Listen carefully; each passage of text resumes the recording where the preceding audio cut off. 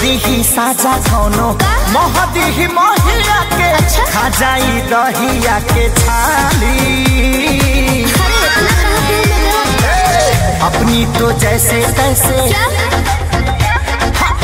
थोड़ी ऐसे या वैसे कट जाएगी।